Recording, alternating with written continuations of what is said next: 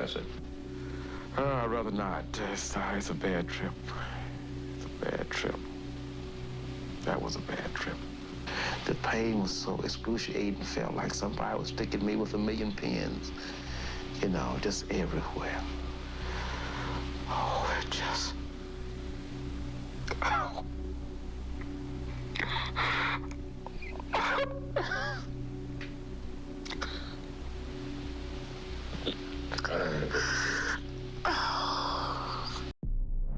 Imagine this. You have got up in a small room without any window.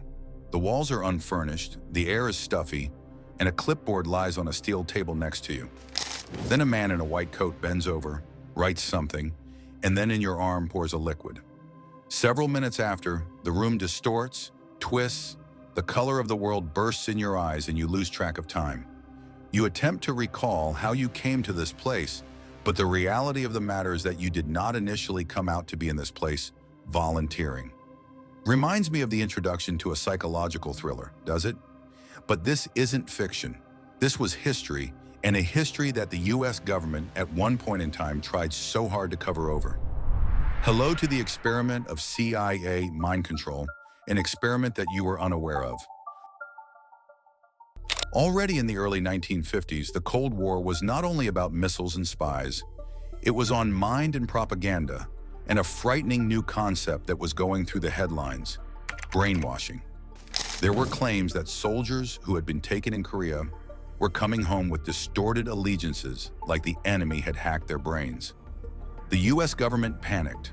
America had to brainwash better. Therefore, in case the Soviets could do it, the CIA had a single objective: to control the human brain.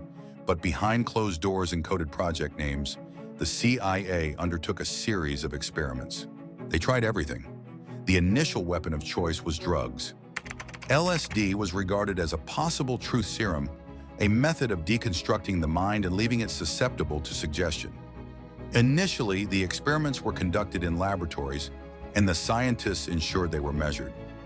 Soon, the scope widened.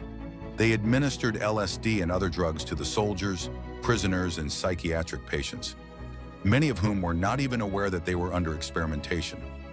Consider having to visit regularly and wake up days later with no idea of what transpired in the clinic, with your thought processes all tangled up and your identity shattered. But chemicals were not the only item on the plan. Hypnosis was also experimented on lengthy sessions aimed at determining whether a subject could be induced to do something she did not want to do. Would one under hypnosis be able to perform something that they would find unabsorbing otherwise? Is it possible to produce a sleeper agent using the appropriate trigger phrase? The CIA wanted to know. Even sensory deprivation rooms were implemented. The subjects were put into totally black rooms and left there for a few hours or even several days till their minds started to get disillusioned.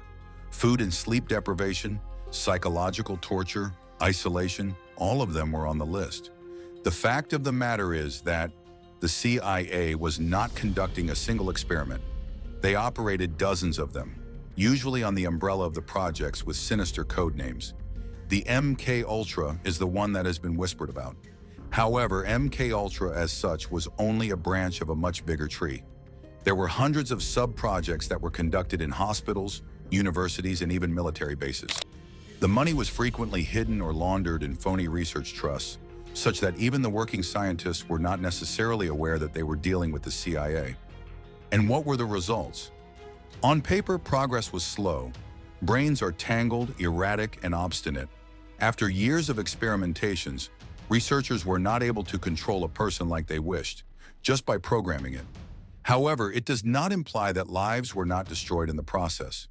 Most of the subjects were left permanently psychologically damaged, with memory loss, hallucinations, paranoia, and even personality changes entirely. Others were not able to work, others could not identify family members, and others just vanished out of the society. One tragic case stands out. One of the scientists in the government was unwillingly exposed to LSD during a retreat, and several days later, his mind just fell apart. He went insane and ended up with confusion, and later died under mysterious conditions. It was alleged by the official report that it was suicide, but many believe that there is a close relation between his death and the experiment. He was not the only victim, but his case was a crack in the wall of secrecy, which would eventually be forced open by journalists and congressional investigators. Owing to the fact that no one outside the intelligence community was aware of what was going on, especially in the past decades, files were marked top secret, names were blacked out. The victims could do nothing to associate the sudden breakdowns they underwent with the experiments that they had participated in innocently. It was only in the 1970s, when Watergate had undermined the confidence of the national government, that the veil was actually unveiled. A series of congressional hearings showed the people what had been happening behind the scenes. Secrecy was shattered with declassified records showing that the U.S. government was experimenting on its own citizens, all in the name of national security. The backlash was enormous. There was a call of accountability on the part of the politicians.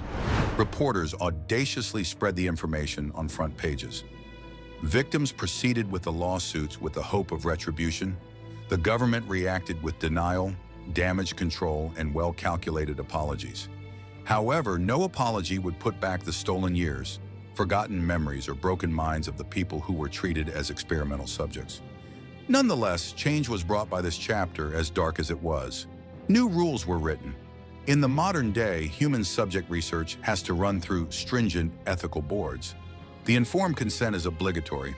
Scientific studies are checked by oversight committees to prevent such abuse in future. The victims of these mind control experiments were in several ways the pioneers of the present-day medical ethics. Their plight was a lesson to the new generations. But the chilling question is here: did the lessons stick? Since syringes and sensory deprivation tanks might have long since disappeared in view, new instruments of power have emerged.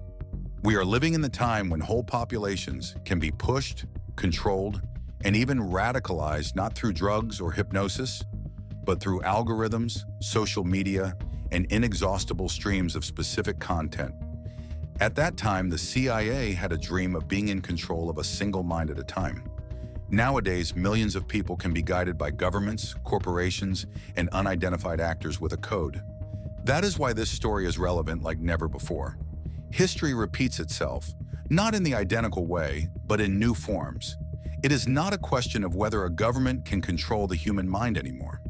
The question is, are we attentive to how it already does? Therefore, the next time you scroll through your feed and notice that some of the ads or posts are made specifically to you, then the experiments that took place in locked rooms decades ago. The instruments might have evolved, yet the need to exercise power over the human mind? That's eternal, and else we should not be on our guard.